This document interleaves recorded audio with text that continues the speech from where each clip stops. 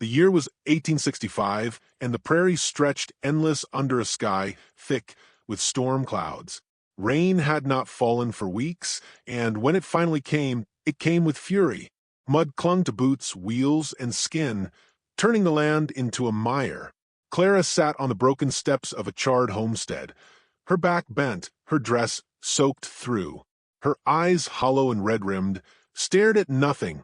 She was a woman carved out of grief, clinging to silence because words had long since abandoned her. Behind her, two children huddled beneath the sagging canvas of a ruined wagon, their small faces pale with hunger, their tiny bodies trembling against the cold wind that knifed across the plains. Clara had once known laughter. She had once known the rough warmth of her husband's hand at the small of her back, the sound of his voice promising that their new life out here would mean something. He had built their house with his own sweat, cutting each beam, nailing each plank. He had planted their first crops with a smile that carried hope as though it were contagious. She had believed him. She had believed that the frontier, though harsh, could be bent to their will. Now, the house was ash, the crops trampled, her husband buried beneath a patch of hard dirt a few miles back. She had not marked the grave. She could not bear to. The bandits had come at dusk. She still saw their faces when she closed her eyes, scarred men with whiskey breath and laughter that turned her blood cold. They had shouted, taken, burned. They had shot her husband as though he were nothing more than a stubborn obstacle in their path. She had screamed until her throat tore, but the night had answered with fire and smoke. When it ended, she had nothing but two frightened children and a hollow ache in her chest where love had lived. Now the land around her seemed to mirror her emptiness. The wagon leaned, useless without horses. The food was gone, the water low. Each morning she told herself she would walk, find shelter, find something, but her legs would not obey. Fear pinned her down as much as despair. Every sound in the distance set her heart racing, and she waited for the bandits to return and finish what they had started. It was the sound of hooves that stirred her from her stupor. At first, she thought it a dream, the steady rhythm of a rider cutting through the storm. She stiffened, instinctively clutching at her skirts, as if fabric could shield her children. The sound grew louder until, through the curtain of rain, a man emerged. He rode a tall, dark horse, his frame straight and broad, his coat heavy with water. His hat shadowed his face, but when he slowed and dismounted, she saw eyes that cut through the gray like flint striking stone. He approached with measured steps, not rushing, not threatening. Yet every muscle in Clara's body tensed. She had no weapon at hand, no strength to fight. She could only pray he wasn't like the others. He removed his hat as he neared, water dripping from the brim. "You look like you could use this," he said, voice low, weathered by smoke and dust. He held out a canteen. Clara didn't move. Her children peeked from the wagon, their faces pale, their eyes wide with fear. The man crouched slowly, setting the canteen within her reach before meeting her gaze. His stare was steady, neither soft nor cruel, but alive with something she hadn't seen in weeks. Intent. "I don't want trouble," he said. "Just thought I'd help." Her throat ached with thirst, but distrust anchored her. She studied his face, the sharp lines etched by years of hard living, the scar that traced his jaw, the mouth set firm as if he carried his own ghosts. Slowly, she reached for the canteen, brushing his fingers. The water inside was cold, metallic, alive. She drank greedily, the liquid cutting through her dryness, before passing it to the children, who drank as though it were salvation. "Why?" she whispered when her voice returned. He watched the children eat the strip of jerky he'd pulled from his saddlebag. "Because I know what it's like to lose everything," he answered. Clara's heart twisted. There was no pity in his tone, only truth. By dusk he led them into the nearest town, a small settlement clinging to the edge of wilderness. The trading post glowed with lamplight, the air inside heavy with smoke, sweat, and suspicion. Men hunched over tables, cards in their hands, guns at their belts. All eyes turned as the stranger walked in, Clara and her children trailing close behind. She felt naked under their stares, a widow marked by loss, a woman out of place. The stranger moved to the counter, trading words with the barkeep in a voice that carried weight. Clara barely heard. Her eyes had locked on the door that slammed open behind them, on the four figures stepping through with cruel familiarity. Her blood ran cold. The bandits. Their leader sneered when he saw her, his voice a drawl soaked in malice. Well, if it ain't the widow and her brats. Thought you'd be dead by now. Her children whimpered, clinging tighter to her skirts. Clara's knees nearly buckled, fear clawing at her chest. The man who had ridden from the storm shifted beside her, his coat falling back just enough to reveal the iron at his hip. His eyes narrowed, unflinching as they locked on the raiders. The room froze. The crack of a revolver cocking split the air. Chaos followed. Gunfire erupted like thunder. Shouts filled the room. Chairs overturned, glass shattered. Clara hit the floor as the stranger shoved her down, his body shielding hers. The children screamed. He moved like a man born to violence, each shot deliberate, each step certain. One bandit fell with a cry, another stumbled bleeding, the others firing wildly, bullets tearing into shelves and walls. The smoke choked her, the ringing in her ears deafened her, but she saw him, unflinching, precise, relentless. He fought not like a man proving himself, but like one who had already lost too much and would not let it happen again. Then silence. The last bandit crumpled to the floor, blood spreading dark on the wooden planks. The trading post reeked of powder and death. The stranger holstered his gun and turned to Clara, extending his hand. Her breath came ragged, her body trembling. She should have recoiled, should have feared him for the violence he carried so easily. Yet, when she met his eyes, she saw not cruelty but resolve. A man who had stood between her and death without hesitation. Her hand slipped into his. His grip was firm, steady, grounding her in the ruin of her world. For the first time since the fire, she felt something stir. A fragile ember she thought had burned out. She had nothing left. Yet, in that moment, he gave her something worth more than food or shelter. Hope. The dawn broke pale and thin, a muted light creeping across the battered town as if the sun itself hesitated to touch the blood-stained floorboards of the trading post. Clara stood in the chill of morning, her children pressed close against her skirts, while the stranger adjusted the saddle on his horse. The night's violence still clung to her skin, the ringing in her ears, the acrid taste of gunpowder, the way her pulse still raced when she shut her eyes. Yet there was no choice but to move forward. The dead men inside would not remain unnoticed for long, and the law out here was a fickle thing, often no better than the outlaws it was meant to fight. The stranger turned to her, his coat drawn tight against the cold, his hat shadowing eyes that revealed nothing. "We ride," he said simply. Clara swallowed, glancing at her children. "Where?" "Ahead," he replied. "Away from here." He extended a hand toward her boy, helping him onto the horse with surprising gentleness. The girl followed, clutching her doll, her eyes never leaving the man's weathered face. Clara hesitated, torn between fear of him and fear of the world without him. But when he reached down, offering his hand as though he had done so 1,000 times before, she took it. His grip was strong, anchoring her in a way the earth itself no longer seemed to. They rode out of town as the sky lightened, leaving behind the stares of wary townsfolk who pretended not to notice the trail of smoke curling above the roof of the trading post. The prairie stretched before them, endless, merciless, alive with danger. Coyotes called in the distance. The wind cut sharp against their cheeks. For hours they rode in silence, the stranger leading them with unhurried certainty, as though he knew where the land ended and where it might be safe. Clara watched him, her thoughts tangled between gratitude and suspicion. Who was he? Why had he saved her, a woman, with nothing to give?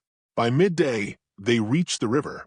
Swollen by last night's storm, it raged brown and foaming, its surface churning with broken branches and debris.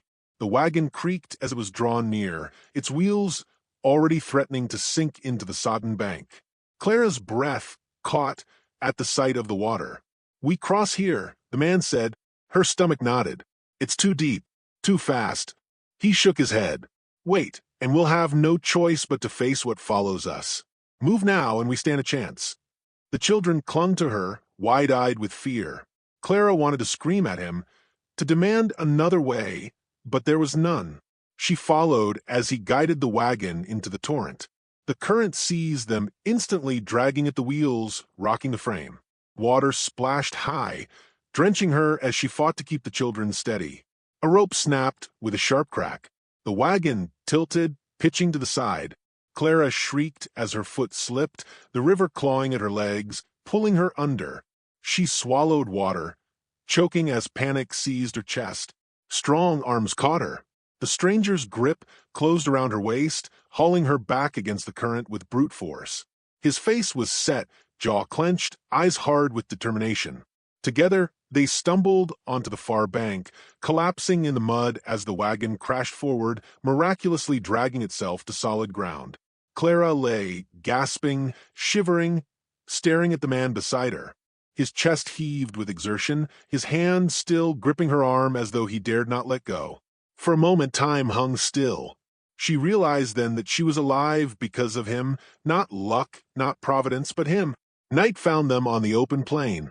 They made camp beneath a cluster of twisted trees, a small fire throwing fragile light against the dark. The children slept wrapped in blankets, their faces finally calm, though hunger still gnawed at their thin frames. Clara sat close to the fire, watching the flames dance, listening to the distant howls that echoed across the land. The stranger sat opposite, sharpening his knife with slow, steady strokes. Sparks from the blade caught in the firelight, and Clara could not help but shiver. He glanced up, meeting her gaze. "You want to keep the fire burning bright," he said. "Wolves don't like to get too close, but hunger makes them bold." Her breath caught. Wolves. As if summoned, a low growl carried from the shadows. Yellow eyes glinted beyond the firelight, circling. Clara pulled her children closer, heart hammering. The stranger rose, rifle in hand, his body moving with calm precision. The first wolf lunged, snapping jaws catching the light. A shot rang out, the beast collapsing mid-leap. Another followed, darting in from the other side. Clara grabbed a branch from the fire, waving it wildly as the animal snarled and lunged. The heat seared her hand, but she stood her ground, protecting the children with a ferocity born of desperation. The stranger fired again, then again, each shot sharp and final. The last wolf yelped and vanished into the darkness, leaving the night heavy with the stench of gunpowder and blood. Clara's hands shook as she dropped the burning branch, her skin blistered, her breath ragged. She looked at him across the fire, her fear mingling with something else, something harder to name. He sat down, reloading with practiced ease. "You've got fight," he said simply. Her lips parted, a protest forming, but none came. Instead, she felt a strange warmth inside her chest, fragile but undeniable. She had stood. She had not cowered, not entirely, and he had noticed. Later, when the fire burned low, he spoke again, his voice quieter now, stripped of its usual roughness. "I had a family once. A wife. A little girl." His hands paused on the rifle, fingers tightening. "Raiders came through. Same kind as the ones you saw. I wasn't there to stop them. By the time I returned, it was too late." Clara's breath stilled. The sorrow in his words echoed her own. "I swore I wouldn't care again," he went on. "Didn't see the point." But he trailed off, his gaze flicking toward her children, curled against her side. Clara felt tears sting her eyes. She wanted to speak, to say something that might ease the burden he carried, but words failed. Instead, she reached for the canteen, handing it across the fire. His hand brushed hers as he took it, a silent acknowledgement passing between them. The night grew quiet, the wolves gone, the fire burning low, but steady. Clara lay down beside her children, pulling them close, her body exhausted yet restless. For the first time in weeks, though, she did not feel utterly alone. As her eyes closed, she caught one last glimpse of him sitting watch, rifle across his knees, eyes fixed on the horizon as though daring the night to challenge him. She realized then that survival was no longer enough. For the first time since the fire, since the raid, she felt something deeper stirring, a fragile thread of hope tied to the man who kept watch over them. And in that fragile thread, she found a reason to keep walking. The morning broke red against the horizon, a harsh, unforgiving light that painted the land in blood. Clara woke to the smell of ash and leather, her children curled tight against her. The stranger sat at the edge of the camp, rifle balanced across his knees, his eyes fixed on the distant ridge where the prairie met the sky. There was something taut in his stillness, a warning that danger was closer than the silence suggested. She rose quietly, brushing the dust from her skirt. "You've been awake all night." His gaze did not shift. "Sleep's a luxury when you're hunted."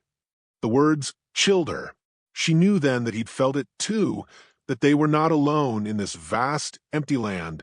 Somewhere behind them, the men who had come to the trading post had left blood in their wake, and blood always demanded more. He saddled the horses quickly, movements sharp, deliberate. Clara helped the children climb onto the wagon, her hands trembling despite the calm she tried to show them. The prairie spread endless in every direction, but every path felt narrow, hemmed in by the certainty of pursuit. As the wagon creaked forward, Clara studied the man in front of her. He rode slightly ahead, his back straight, his head tilting every so often as though he listened to whispers carried by the wind. She realized he was not merely guiding them, he was shielding them, daring whatever stalked them to come through him first. The day wore long. The children grew restless, their hunger gnawing louder with every hour. Clara kept them calm with murmured promises she wasn't sure she could keep. Still, she saw the way the stranger's hand lingered near the revolver on his hip, his shoulders stiff as if expecting trouble with every step. Near dusk, they reached a narrow pass hemmed by rock. The wagon wheels jolted and clattered against a stone, the horses' breath steaming in the cool air. It was here, in the bottleneck of the land, that the first shot cracked. Stone splintered inches from Clara's head. She screamed, dragging the children down into the wagon bed. The stranger was already moving, rifle raised, eyes sharp as steel. "Down!" he barked, the word a command that brooked no hesitation. Figures emerged on the ridges above, shadows against the dying sun.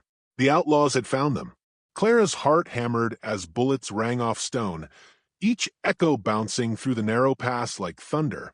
The stranger returned fire with a cold precision that chilled her. One man fell, tumbling from the rocks with a cry that ended in silence. Another ducked, his gun clattering against stone. Yet for every shot the stranger fired, two more came from above. They were outnumbered, pinned in a place that offered no shelter. The horses reared, screaming in panic. Clara clutched her children close, her body shielding them as the wagon jolted and rocked. Her mind screamed with fear, but she could not let it rule her. Not now, not with their lives hanging by a thread. The stranger vaulted from his horse, landing hard beside the wagon. His jaw was set, his eyes burning. "Stay low," he told her, his hand brushing her arm for the briefest moment. It was not comfort, but it steadied her all the same. Then he was gone, moving with the feral grace of a man who had lived too long at the edge of death. Gunfire tore through the air. Clara dared to peek above the wagon's edge, watching him climb the rocks, every movement precise, relentless. He fought not for himself, but for them, for her children, for her. The crack of rifles grew closer. Dust stung her eyes. One of the outlaws broke from cover, sliding down the rocks toward the wagon. Clara's pulse spiked. With trembling hands, she seized the fallen man's revolver, its weight foreign heavy. The outlaw's eyes met hers, a cruel smile breaking across his face as he raised his gun. Clara fired. The shot rang in her ears, the recoil jarring her arm. But the man staggered, his grin twisting into shock before he collapsed into the dust. Her breath came ragged. She had killed. For her children she had killed. The stranger's voice cut through the chaos. "Clara, move." He was at the ridge, blood streaking his arm, his rifle smoking.